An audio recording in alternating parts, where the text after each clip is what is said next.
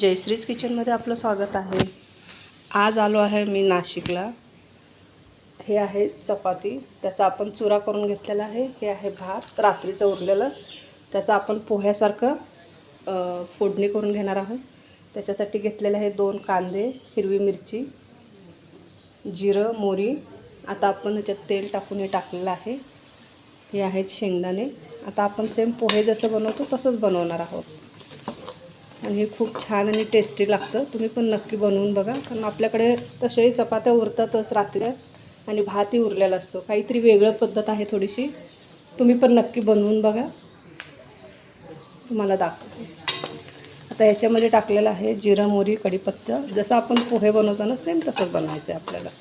आणि हा चपातीचा चुरा करून घ्यायचा आणि भात घ्यायचा। आता आपण थोडीशी हळदी टाकणार आहे याच्यामध्ये, थोडंसं मीठ टाकणार आहे आपण याच्यामध्ये। आपण याच्यामध्ये हे चपातीचा चुरा टाकून घेणार आहोत। खूप छान आणि टेस्टी लागतं। तुम्ही पण नक्की बनवून बघा आणि मला कमेंटमध्ये सांगा की कसा झाला तुमचा चपात्याने। नक्की तुम्हाला पण आवडेल, तुम्ही पण नक्की बनवून बघा एक वेळेस। थोडंसं छान असं क्रिस्पी होऊ द्यायचं हे चपातीचा चुरा बनवलेला। आणि आपण शेंगदाणे पण टाकले याच्यामध्ये।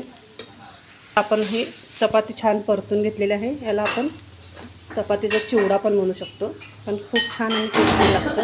आता आपण याच्यात भात टाकून घेणार आहे।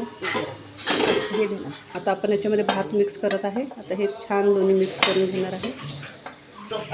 हा आपला फोडणीचा चपातीचा आणि भाताचा जो तयार झालेला आहे। आता आपण याच्यावरती थोडीशी कोथिंबीर टाकणार आहोत।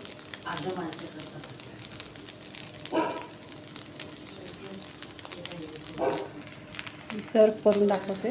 आता मी सर्व करून दाखवते। आपला फोडणीचा भात आणि चुरा तयार झालेला आहे। तुम्ही नक्की बनवून बघा आणि खाऊन बघा, सबस्क्राईब करा आणि लाईक करा।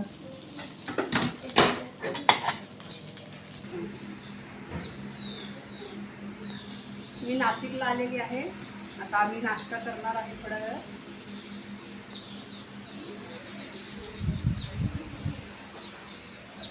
खाला झोका हलवून आला हल्ला तर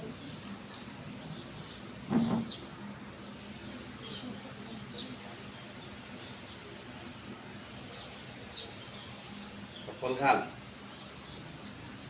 त्यावेळी फुलं आहेत बघ तिकडे गुलाबाचे खूप।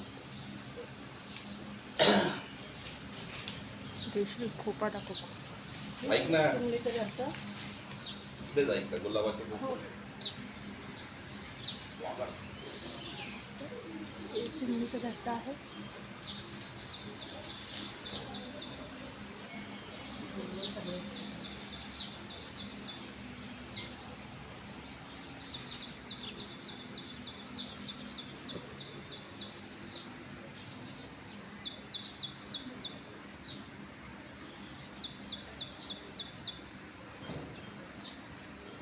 खूप मोठा व्हिडिओ होणार बरं, खूप चालेल। खूप सुंदर आलेलं आहे केळीचं।